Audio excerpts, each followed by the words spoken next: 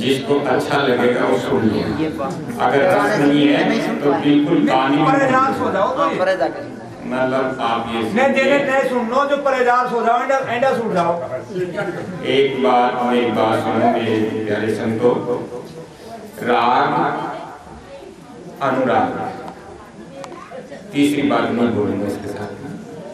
राग में व्यक्ति मोहित होता है, अनुराग में भी मोहित होता है, और जहाँ राग और अनुराग नहीं है तो वो फिर भी रागी होते हैं। अगर मैं बोलूंगा उसमें कुछ अच्छा लगेगा तो आप भी सुन लो, लेकिन मैं थोड़ा इससे ज्यादा बोल गया, पूरी भिन्न भिन्न करके तो सारी बात महाराज ने बता दी।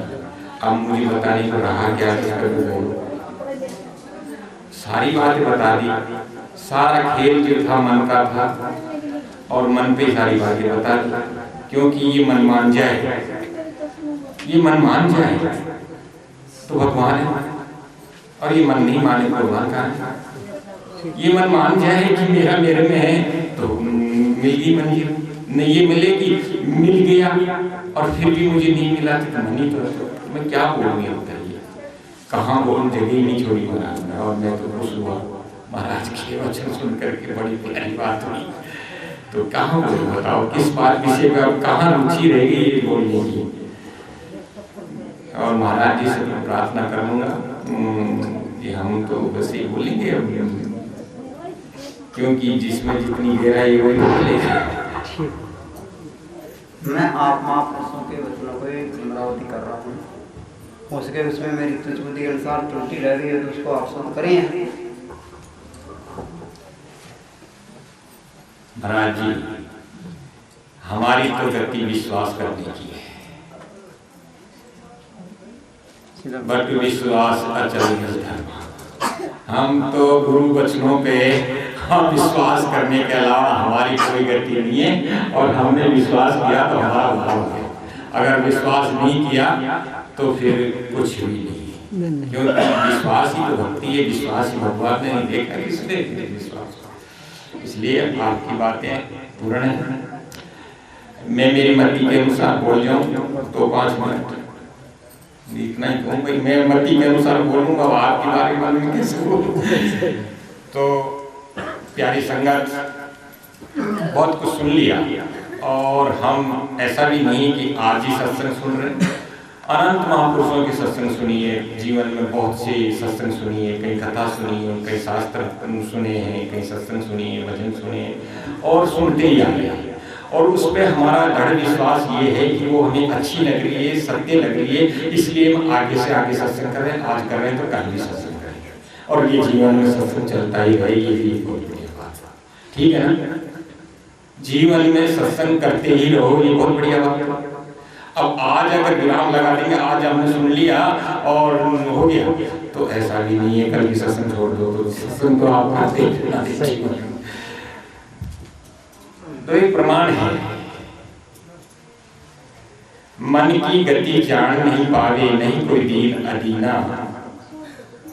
मन की गति जान नहीं पावे, समझने की बात है, मन की गति जान नहीं पावे, नहीं कोई दीन अदीना, और परमानंद सोही है केवल अटल आवाज है कीना। क्या कह रहे हैं, शब्द क्या कह रहा है, आप समझने की कोशिश करें। मन की गति जान नहीं पाए, क्योंकि इस मन की गति को जानने के लिए आप ये समझो कि मन नहीं जान पा रहा, नहीं, मन की गति को जानने के लिए बड़े बड़े धुरंधर, बड़े बड़े त्यागी तपस्वी भी धोखा खा जाते हैं। मन की गति जान नहीं पावे, नहीं कोई दीन अदीना, और परमानंद सोही है केवल अटल आवाज है कीना। आप दूसरे शब्दों में ले लो, जहां आप लोग जनरल समझते वहां ले लो कि मैं जाने मन मर गयो और मरकर हो गो भूत, और मरिया पाछे भी उठ लागे ऐसो मेरो भूत।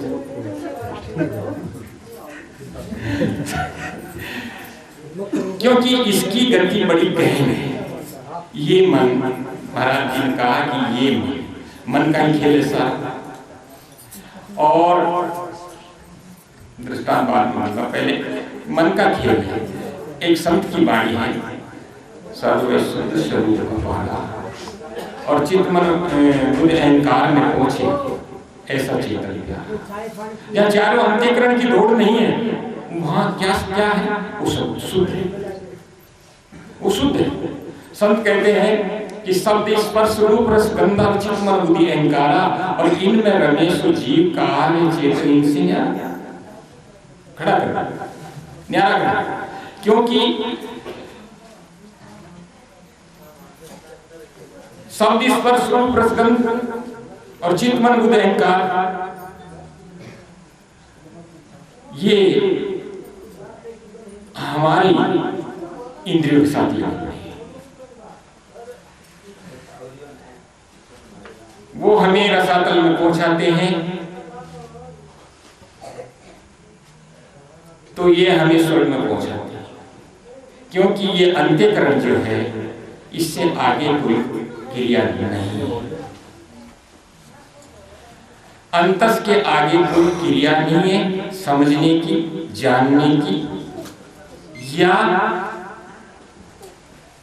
समझने की, जानने की, कर्म करने की कोई भी, या फिर कोई भी भाव प्रकट करने की अंतस से परे कोई चीज है ही नहीं, कोई वस्तु रह ही नहीं पाती अंतस के परे। क्योंकि अगर हम परमात्मा को भी देखेंगे तो अंतस में, हम किसी चीज को भी देखेंगे तो अंतस में, और अगर हमारा कहीं आवरण आ गया, कहीं मैल आ गया तो अंतस में, और अगर कहीं पवित्रता का भाव आ गया तो अंतस में। अंतस से परे कोई चीज है ही नहीं, ये आखिरी करता है। दया, धर्म, सत्य, शील सबदी चार अंतकरण भारी, और कारण काज संत केवटिया झूझ रहे हो जल भारी, परम गुरु रहना है तुम संग नाव हमारी, परम गुरु रहना मत हमारी। ये संतों के बोल, क्योंकि चार अंतकरण जो है ये आखिरी करता है, इनके आगे कोई करता नहीं, कोई कर्ता भाव रहता नहीं, शेष नहीं है इनके आगे। तो प्यारी संगत, अब इतनी ऊंची बातें हम अंतस की बातें करें, अच्छी बात है, लेकिन हम कभी ये भी सोचते हैं कि हमारी पात्रता क्या है। महाराज ने कहा कि मुक्त पुरुष वो है जिनकी घृणाएं मिट जाती है। क्या हम ये बात को मान लें कि हम कल्पना शून्य हो सकते हैं? अगर किसी चीज का शब्द बना है तो निश्चित है कि उसका अर्थ पहले बढ़ा, वो पदार्थ पहले बढ़ा, तो कल्पना शून्य हो तो सकते हैं, लेकिन अब हो तो सकते हैं, लेकिन कौन? कोई पुरुष, कोई महापुरुष हुए हैं, वो कहते गए, मगर क्या वो हमारी स्थिति हो सकती है? देखिए, संत ऐसा कहते हैं कि बिना साधन के कोई कार्य की सिद्धि नहीं होती है। अगर किसी भी कार्य को करना है तो आपको साधन अपनाना पड़ेगा। अंतस को साफ करने के लिए भी आपको साधन अपनाना पड़ेगा। तो बिना साधन के तो कोई भी कार्य की सिद्धि नहीं होती। साधन बिना सिद्ध नहीं होते, सुरती हो संत पुकार के कहती है, हमारे शास्त्र पुकारते हैं, हमारे संत पुकारते हैं कि भाई अगर किसी चीज को भी तुम्हें पाना है, किसी भी चीज को तुम्हें कहीं भी तुम्हें ठहरना है, तो तुम्हें उसका साधन करना, और करना पड़ेगा। तो फिर क्या करना पड़ेगा? क्या करना पड़ेगा? ये प्रश्न है, क्या करना पड़ेगा? अगर मन से ही ब्रह्म हो गए, मान ली, लेकिन मन से ब्रह्म नहीं होता है। मन को रोकने के लिए कुछ विधियां चाहिए, जैसे एक बैल नहीं रुकता बिना विधि के, तो क्या मन इतना सूक्ष्म रुक जाएगा? उसके लिए कुछ साधना करना पड़ेगा। और एक बात मैं और कहूँ, मेरे प्यारे बंधु, मेरी प्यारी संगत, कभी भी अन्यथा बात को मत लेना, सरल भाव से लेना।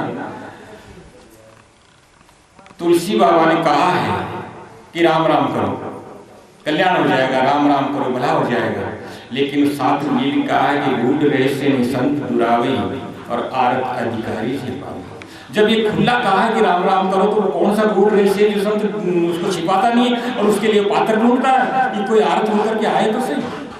क्या है वो रहस्य? क्यों कहने के लो बता दी ऐसी कि गूढ़ रहस्य नहीं संत बुलावे आरत अधिकारी छिपा। कौन सा रहस्य है जिसके लिए संत भी देखते हैं कि कोई पात्रता नहीं, कोई मेरे पास आवे तो सही। जिसे राम राम तो सभी कहते हैं, राम राम सभी कहे ठग ठाकर और चोर, सब कहते हैं राम राम। क्या है वो विधि? उस विधि को बिना गुरु के कोई पाता नहीं। और इसलिए अगर आप गुरुमुखी नहीं है तो इस रहस्य को समझने के आप अधिकारी भी नहीं है। आप थोड़ा सा, मैं बाहर आ जाऊं, थोड़ा सा आप लोग देख लीजिए कि आपने बहुत पढ़ा और बहुत सुना, क्या अर्जुन जैसी धीर गंभीरता हमें है?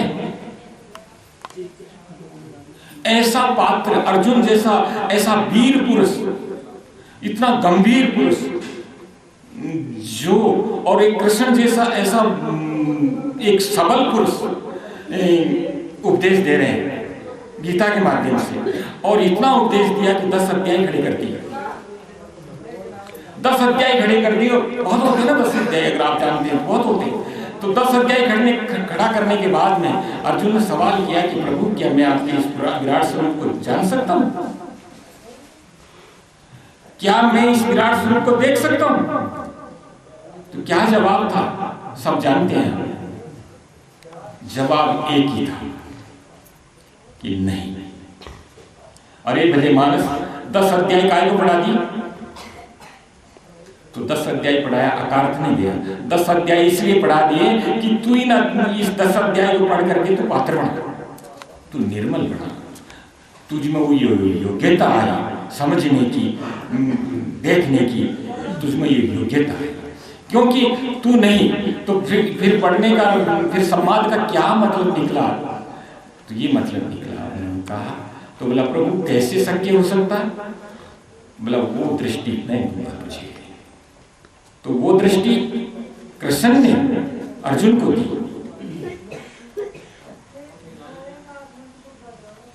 संजय को व्यास ने दी। वो दृष्टि शिष्य को गुरु देता है, तब उस रहस्य को पाता है। इसलिए उसके विराट स्वरूप को देखने के लिए दिव्य दृष्टि की जरूरत पड़ती है। और वो दिव्य दृष्टि किसी गोदाम में, किसी तीर्थ में, किसी शास्त्र में नहीं है, वो सिर्फ गुरु के मुख से निकलती है। इसलिए गुरु के मुख से निकले बगैर आप उस रहस्य को समझ नहीं सकेंगे जब तक आप शक्कर का अनुभव नहीं करेंगे, जब तक आप जिह्वा पे नहीं लेंगे।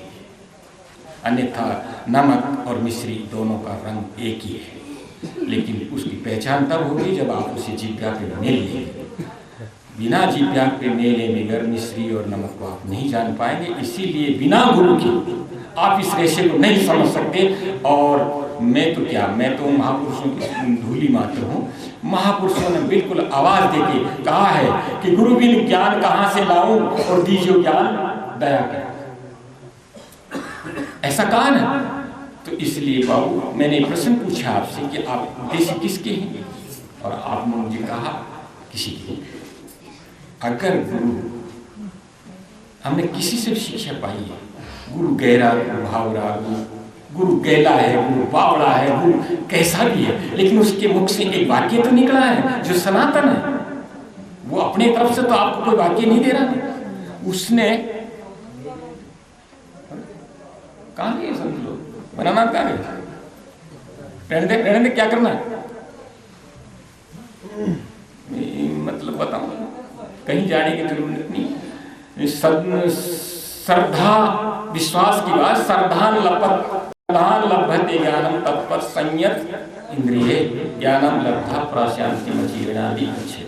इस मार्ग को तो श्रद्धावान मनुष्य ही पाते हैं। जिनकी श्रद्धा नहीं है, जो अश्रद्धा में है, वो चाहे लाख ब्रह्म ज्ञानी हो जाए तब भी उस रहस्य को नहीं पा सकते। ये तो श्रद्धा का खेल, विश्वास का खेल। तो बिना गुरु के इस रहस्य को नहीं पाया जाता है। समझ लो, हमने थोड़ा सा गुरु क्या देता है हमको, क्या देता है? क्या देता है कि नाम पदार्थ दिया, नाम पदार्थ दिया गुरु ने, भक्ति बीज दिया। नाम के माध्यम से वो भक्ति का बीज होता है। गुरु महाराज क्या देता है उनको? एक नाम पदार्थ, एक साक्षी देता है उस बेनामी की, नाम के माध्यम से। पता नहीं उसका क्या नाम है, राम है कि कृष्ण है कि पता नहीं उसका क्या नाम है, हम नहीं जानते उसको, लेकिन वो गुरु के माध्यम से बोल फूटता है, नाम के माध्यम से कि नाम पदार्थ दिया गुरु ने, भक्ति बीज दिया बोई, और सोहंग शब्द सुरत में शामिल अजपाली नहीं। ये देता गुरु। क्या जानते हैं आप इस विधि को? कोई संसार दुनिया में, इस संसार को, धरती को तोलने वाले पैदा हो सकते हैं, लेकिन इस रहस्य को बिना गुरु के कोई जानने वाला पैदा ना हुआ है, ना कभी होगा। क्योंकि कर्म करने के लिए तो हम बहुत आमादा है, कर्मवीर हैं हम, मगर ये कार्य है, एक कार्य में प्रवेश होना ये हमारे बस की नहीं है, ये गुरु कृपा की प्रसाद है। क्योंकि क्रिया में प्रवेश होना गुरु का प्रसाद है, कार्य नहीं है। क्रिया में तो हम बहुत से पहुंच जाएंगे, बहुत दम रखते हैं, शीश काटने की दम रखते हैं हम, क्योंकि ये कर्म है। लेकिन अकर्म में प्रवेश करना ये बिना गुरु के संभव नहीं है। क्या देता गुरु?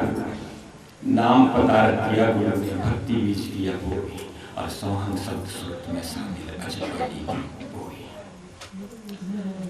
ये ली कब कि सतगुरु सांचा भेटिया, ये जब गति आती है ना कि सतगुरु सांचा भेटिया दीना भ्रम नसाई, जब भ्रम नस जाता है और सांचा गुरु मिल जाता है तो क्या देता है? ध्यान दीजिए, गुरु महाराज क्या देता है कि दया धर्म सतशील का तो दीना तख्त बिठाए। जब गुरुमुखी हो जाता है, ये चारों चीजें उसके हृदय में उतर आती है। सतगुरु सांचा भेटिया दीना भ्रम नसाय, दया धर्म सतशील का तो दीना तख्त बिठाए। दया धर्म सत्य और शील उन्हीं के हृदय में प्रकट होती है जो सत्संग करते हैं, जो गुरुमुखी है, जो इसको जानते हैं, इन पदार्थों को जानते हैं, उनके हृदय में ये चीजें प्रकट होती है। दया धर्म सतशील का दीना तख्त बिठाई, दीना तख्त बिठाए कुमुक्ति दूर हटाई, और अठा अभय अहंकार गरीबी हृदय। गरीबी का मतलब क्या समझते हैं?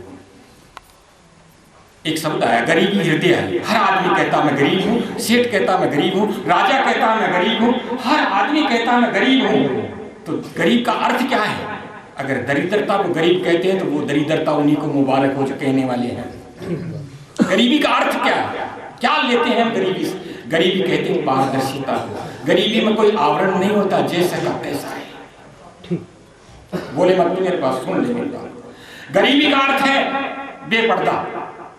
हर चीज में पर्दा हो सकता है, लेकिन गरीबी में कोई पर्दा नहीं। क्या पर्दा लगाओगे गरीबी के? गरीबी पारदर्शिता है, और जिसमें पारदर्शिता आ गई, हर आदमी तो कहता है पारदर्शिता है तो सत्य है, पर्दा ही नहीं है तो फिर सत्य है, जैसा है तैसा ही है, अच्छा है तो अच्छा है, बुरा है तो बुरा है, बेपर्दा है।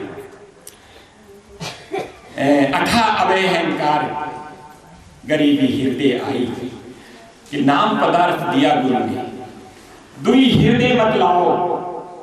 जैसा गुरु महाराज ने कहा, दुई आ जाती है, यार क्या है ये सत्य भी है कि नहीं, ये सत्य भी है कि नहीं। कि नाम पदार्थ दिया दुई हृदय मत लाओ, और भांदो सत्य विचार गुरु के वचन में लाओ। भांदो सत्य विचार गुरु के वचन में लाओ। चेला नाम लिया चीन गुरु ने कृपा की नहीं। जब नाम की पहचान आ जाती है, क्या है नाम? कि चेला नाम लिया चीन गुरु ने कृपा कीनी, और समबुद्धि बैराग गुरु ने भक्ति दीनी।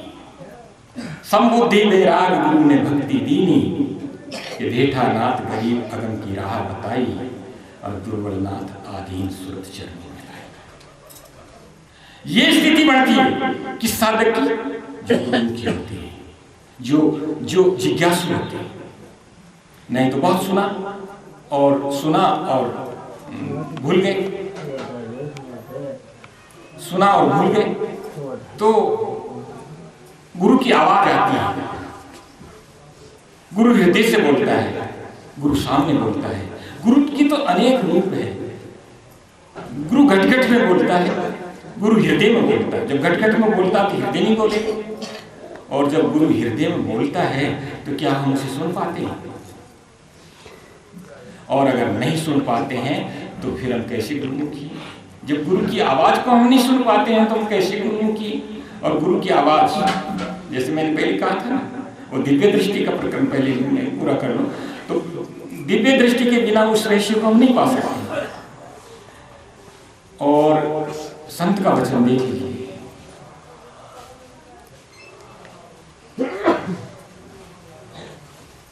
ये गुरुदेव मुझे आप इस रहस्य को समझाइए जिससे मेरा भला हो जाए। तो क्या पूछ रहा है शिष्य?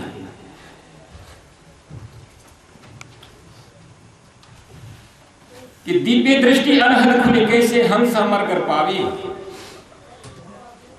दिव्य दृष्टि अनहद खुले कैसे हंस अमर कर पावे, और दुर्बलनाथ अर्ज सतगुरु से करके सत करावे। प्रश्न ये नहीं है कि ऐसा करे, प्रश्न ये है कि करे। ले आजा भैया, इस नंदी में मैं चल रहा हूं, तो मेरे पीछे पीछे आ जा। नहीं तो कहीं ऐसा तो नहीं है कि मंत्र तो मैं पढ़ता हूं, गंगी में हाथ तो दे ले। ये हालत है आज उपदेश की कि दिव्य दृष्टि अनहद खुले कैसे हंस अमर घर पावे, और दुर्बलनाथ अर्ज सतगुरु से करके सत करावे। साधु योग युक्त समझावे, साधु शंका भ्रम मिटावे, योग युक्त समझावे। ये टेर है, वो छाप। तो ये गति जब आ जाती है,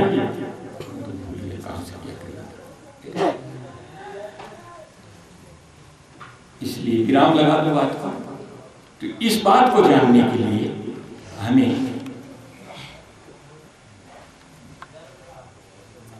गुरु की दया की जरूरत है, गुरु के वचन की जरूरत है।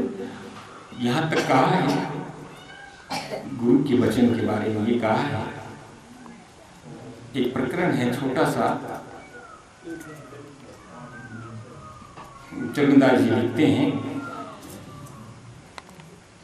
कि गौतम ऋषि कर चाव ऋषि सुर पे गए, और संत सुजाने जान बहुत आदर की। तो प्रश्न क्या करता है कि गुरुदेव के परमेश्वर पहचान मुझे समझाइए, कि मुझे उस परमेश्वर की पहचान बताइए गुरुदेव। और यही पहचान हम आज भी गुरु से कर रहे हैं, और इस पहचान को जानने के लिए ही हम ये सत्संग कर रहे हैं। तो गुरु क्या कहता है, भैया ये दिया मुझे बता जा, तू इसका प्रयोग कर, और अगर तुझे कहीं संदेह हो तो ये सत्संग पर खा ले, क्योंकि सत्संग जो है गुरु से भी भारी होती है। इसको तो संतों पर खा ले। इसलिए प्यारी संगत, कुछ नहीं कहना है, सिर्फ इतनी सी बात कहनी है कि बिना विश्वास के और बिना सदाचार के, सदाचार पहली बात है, विश्वास दूसरी बात। बिना सदाचार के, बिना विश्वास के हम मंजिल को नहीं पाएंगे। उस मन का जो खेल है, उस खेल को हम नहीं पाएंगे। जैसे मैं संत का प्रमाण था, मैंने दिया था, एक महाराज का एक प्रमाण बोलता हूँ मैं। एक भजन है नारायण जी का कि उस सत्य को कैसे जाना चाहिए। नारायण जी कहते हैं कि सत्य को तो मैंने निश्चय करके पाया है। एक हमारे अभी टोंक साइड में एक संत हुए सूराराम जी नाम करके, तो वो कहते हैं कि अब मन खबर पड़ी आत्म की, और सत्य असत्य का निर्णय करके थोड़ी कल्पना होगी। टोंक जिले में भी थोड़ी दिन पहले हुए थे, अब पता नहीं वो शरीर छोड़ गए। तो वही कहते हैं कि अब मन खबर पड़ी आत्म की, सत्य असत्य का निर्णय करके थोड़ी कल्पना होगी। हमारे भारी संत जोधपुर में बनानाथ जी नाम करके, उनका संत है, साधु सत्य निश्चय कर हेरा, उस सत्य को मैंने निश्चय करके पाया है। साधु सत्य निश्चय कर हेरा, ब्रह्म मिलिया मिन भरमन भाजत समझा तो मेरा। साधु सत्य निश्चय कर हेरा। जब तक कोई पदार्थ हमें मिलता नहीं है ना, तब तक भ्रम नहीं भागता है। जैसे हम पाना चाहते हैं, हमारा लक्ष्य हमें नहीं मिलता ना, तब तक भ्रम की निवृत्ति नहीं होती। साधु भाई सत निश्चय कर हेरा और ब्रह्म मिलिया बिन भ्रमण भाजन समझाओ तो गुरु मेरा साधु सत निश्चय कर हेरा। तो कैसे हेरा? आदि अंत और मध्य, इन तीन कालों का फेरा हमारे लगा पड़ा है। कभी जन्म होता है, कभी मृत्यु होती है, कभी हम वर्तमान में जी रहे हैं, कभी जी रहे हैं, कभी मरेंगे, कभी जिएंगे, कभी जन्म हो कि तीन काल रोक्या जम द्वारा सकल कामना घेरिया और चित्त मन बुद्ध अहंकार उड़िया अड़ुझिया उलझ गए। क्योंकि उलझ गए, तीन काल रोक्या जम द्वारा सकल कामना का भरोटा बांध लिया। कामनाओं का सब में कामना है, अहंकार में कामना, बुद्धि में कामना है, चित्त में कामना, मन में कामना है कि चित्त मन बुद्ध अहंकार अड़ुझिया तो उलट हंस नहीं फेरिया। साधु भाई सत निश्चय कर लिया। अब ये बाबा भोलानाथ जी मुझे प्यारे क्यों लगे कि बाबा भोलानाथ जी ने क्या कहा? उलट हंस नहीं फेरिया। देखिए अब मेरी बात सुनिए, मैं जो कह रहा हूं ना, जो क्या कह रहा हूं गौर से सुनो।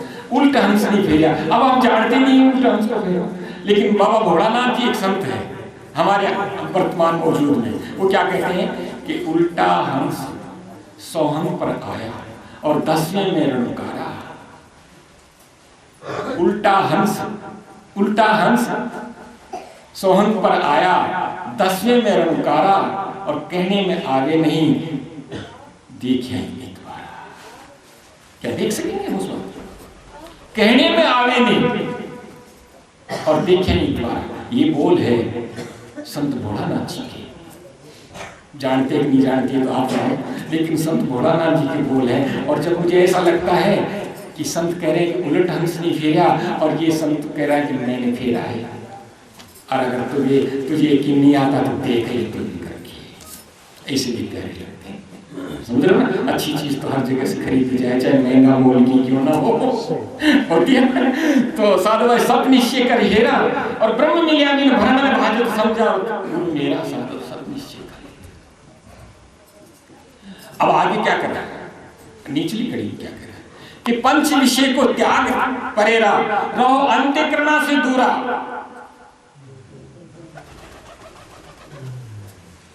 पंच विषय को त्याग परे रहो अंत्यकरण से दूरा और आर पार चेतन जब पहुंचे वहां, आर पार चेतन दर से वहां कोई पहुंचे सूरा।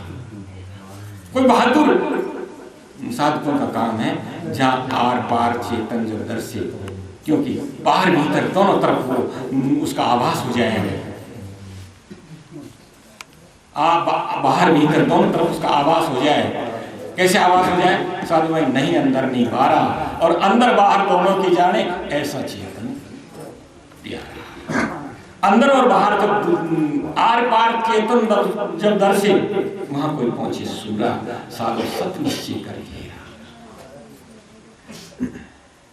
आगे संत कहते हैं कि आसन अधर सदर वो, क्योंकि उसका अधर है और हम बिना आधार के रह ही नहीं सकते। पूरा का पूरा 7 दीप और 9 खंड आधार से टिके हुए हैं, एक दूसरे की गुरुत्वाकर्षण ठहरे हुए। हर खंड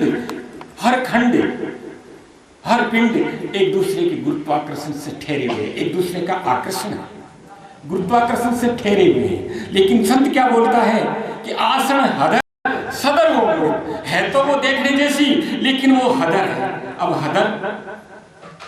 हदर कैसे हुआ जाए? हम तो ठहरे हुए हैं प्राणों के आधार से,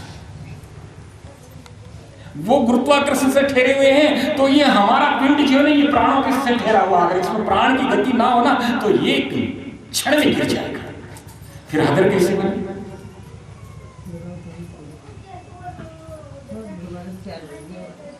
हदर कैसे बने? अब ये योगी पुरुषों का काम है कि वो हदर कैसे बने। कैसे बने कि प्राणापान गति रुद्ध वा प्राणायाम।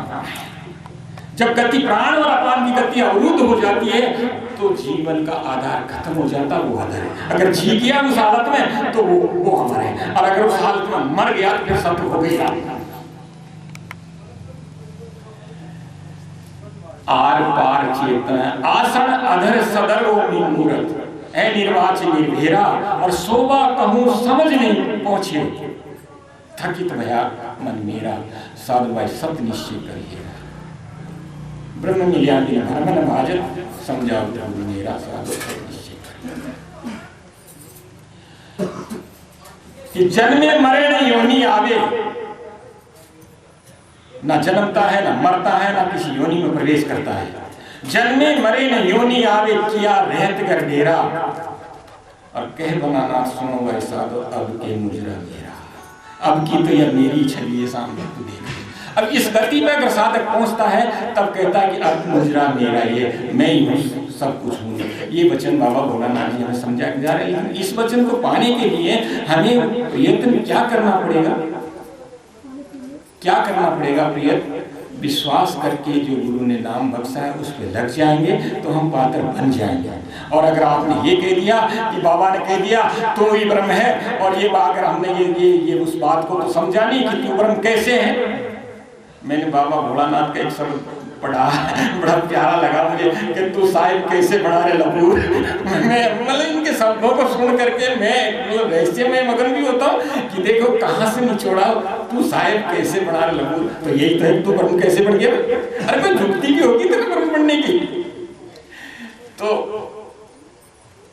अब मैं क्या विराम लगा दूं बात को, लेकिन इतना जरूर कहूंगा कि आपको गुरुमुखी होकर के उसमें उसका वर्णन करना है। किसका? जो परमात्मा हमारे घर में है उसका वर्णन करना है। हम बाहर घूमते हैं, हर जगह घूमते हैं, हम उसको पता नहीं कहाँ कहाँ मानते हैं। तो मैं ये प्रकरण चला रहा था कि उसको हमने सुना नहीं। एक अभी हमारे हाथरस के तुलसी साहिब हुए हैं, उनका एक वचन है जो शेख तकी को लक्ष्य करके कहते हैं कि कुदरती काबे की मेहराब में सुन तू गौर से। ये जो काबा इसको कहा, और इसकी मेहराब कहाँ है? ये कि कुदरती काबे की मेहराब में सुन तू गौर से, और आती है हरदम आवाज सदा, आती है हरदम सदा। सदा नाम आवाज को उर्दू कहते हैं। आती है हरदम सदा तुझको बुलाने के लिए। वो आकाशवाणी होती है, वो गुरु की आवाज आती है हृदय से, आकाश से आती है, हृदय से आती है, हृदय आकाश से आती है, आकाश से आती है, लेकिन उसको हम सुन नहीं पाते हैं। और सुन नहीं पाते जिसके लिए तुलसी बाबा क्या कहते हैं कि जिन हरि कथा सुनी नहीं काना, तो श्रवण रंध्र ऐहि भवन समाना। जिन्होंने गुरु की आवाज को कानों से नहीं सुनी है ना, उसके कान तो यूं मान लो जैसे सांप के बिल है। तो सुननी कभी हमने आवाज, जो आवाज उठती है गुरुओं की, तेरा साईं दिल में पुकार रहा है और तू सुनता ही नहीं, कभी सुनी हमने? इसलिए उसको सुनना है तो गुरु के वचन को लेकर के ध्यान में बैठ जाओ। ये सौदा तभी मिलेगा जब आप 10 मिनट, 5 मिनट, 2 मिनट आप अपने मन को ठहरा लेंगे और उस आवाज को सुनेंगे जो आपके हृदय में उठती है परमात्मा की। और अगर आप उस आवाज को नहीं सुनोगे ना, तो ये तो आवाजें होती है ना जो पानी के बुलबुले उठते हैं बढ़ते हैं, उठते हैं बढ़ते हैं। इसको सुन करके उसे सुनना है तो मजा आ जाएगा। कुछ नहीं कहना है, बोलिए।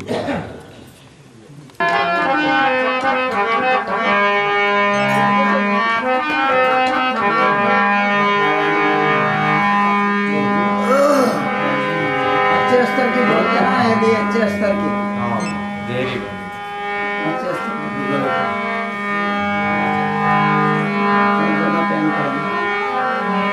सही करना है।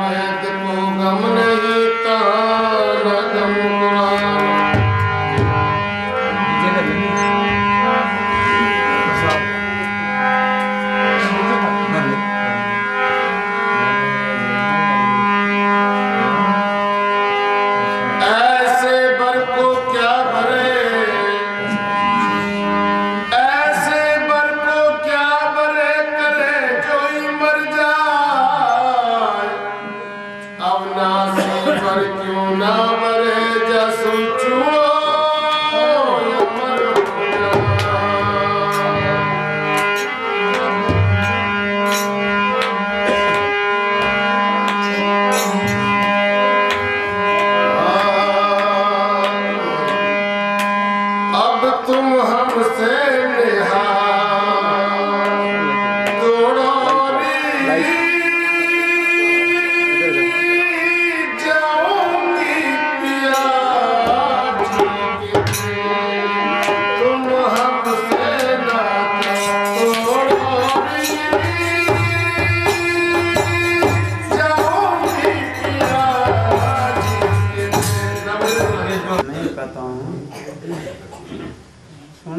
भाई थोड़ा शांति सुनवा जरूरत है। क्या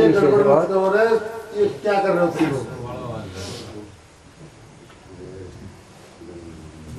जो भी शब्द बोलते हैं हम, उस शब्द का अगर अर्थ हम जानते हैं तो बोलने में समझ आता है। अगर उसको नहीं समझ के अर्थ हो तो वो बोलना भी सार्थक नहीं होता। इसलिए जो शब्द बोलते हैं उनको अपने को समझना चाहिए, सबको, आप उनको। फिर उस स्तर की बात वही समझेगा जो उस स्तर का आदमी। जिस तरह से पहले आप लोगों में से किसी ने प्रश्न किया था मेरे, जो प्रश्न करेगा उसी का तो जवाब मैं दूंगा। वो प्रश्न कर रहा है कहाँ का, आगे का जवाब मैं दे, तू यहाँ से हटके यहाँ काम क्या है। कोई पूछेगा रास्ता मेरे को बानसुर जाना है तो बानसुर का रास्ता बताएगा, वो ये थोड़ी का तू इधर और इधर है। तो पहले बात प्रश्न करता अपने प्रश्न को संभल के पूछे कि पूछना क्या चाहता है। अगर वो पूछेगा तो उसका जवाब शॉर्ट में देना पड़ेगा। तो मैं आपसे पूछता हूँ कि चलो सुनो, आप ना बोल के आप ही बोलो, क्या है इसका पता समझ। पहली कड़ी क्या है नहीं ये समझ में आ रहा है साहब। नहीं, अगर समझ गए तो कौन किससे कह रहा है? पहला प्रश्न तो यहाँ से कर रहा।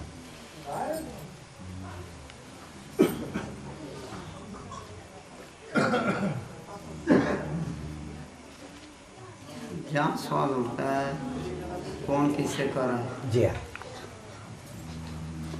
ये कोई भी महापुरुष की वाणी गूढ़ होती है, कोई भी शास्त्र गूढ़ है। अब इसको जैसा बोले ऐसा कैसा अगर हम समझ लेना चाहेंगे तो उसका जो वास्तविक अर्थ है नहीं याद रखना।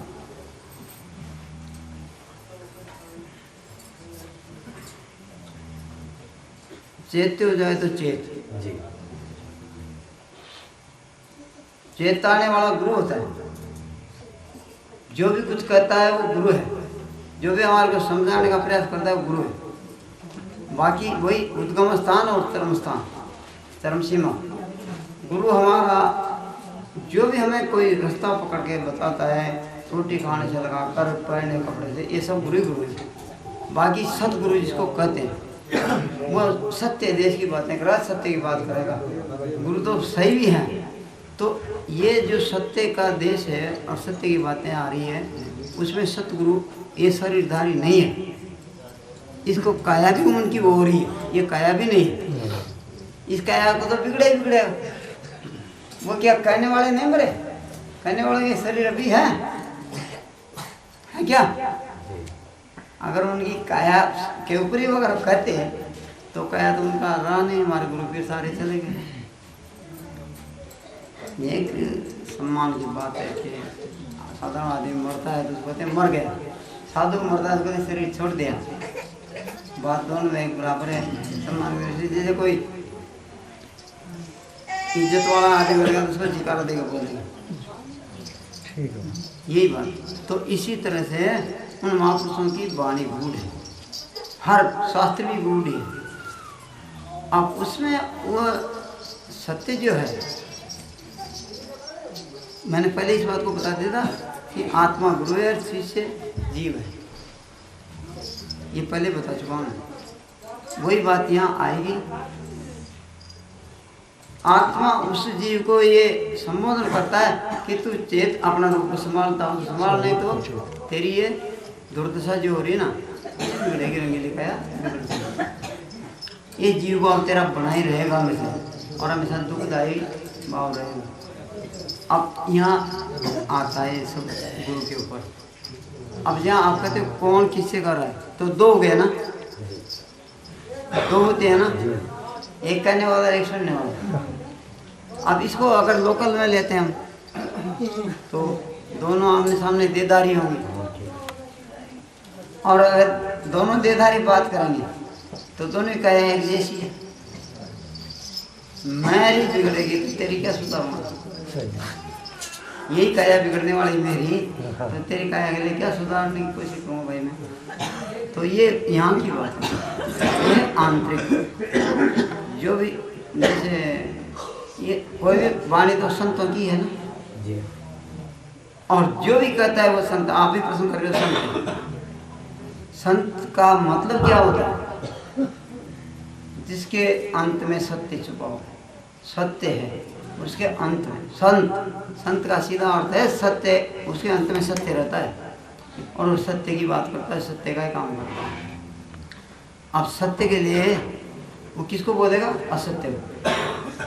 तो सत्य जीव असत्य है, जो मिटता है वह सत्य होता है, जो अमिट है वो सत्य होता है।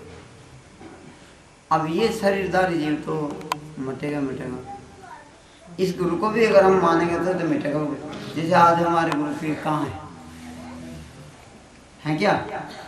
बाकी उनकी वाणी और उनका ज्ञान जो का त्यों सत्य उनके द्वारा प्राप्त हो रहा है और होता जाएगा, क्यों? अमिट है। तो ये कहने वाला सुनने वाला वो का वही स्वयं का स्वयं। जिस तरह से आप खुद बोध कर लेना, ये नहीं कि इसी को करो सब। जब कभी कोई बात विचार करते हो आप अपने आप में, तो वहाँ कौन कहते हैं कौन सुनते हैं? ऐसा करेंगे ना ना ना, ऐसा नहीं करेंगे, ऐसा करेंगे। कौन दो जने होते हैं वहाँ? होते हैं क्या? दो हैं क्या? आप इकल्ले बात नहीं करते हो? कभी विचार नहीं करते हो? होता है होता है होता है। आप उसमें किससे कहते हो? अपने आप से। तो अपने आप से क्या करना है? दो के बिना तो बातचीत होती बात ही नहीं नहीं। होती। आप जब ये कह रहे हो कि किससे कहते हैं, कौन सुनता है, हाँ। प्रश्न आपका ये है। अब इसको अगर लोकल में देंगे तो आप हम हो जाएंगे सामने हैं। और जब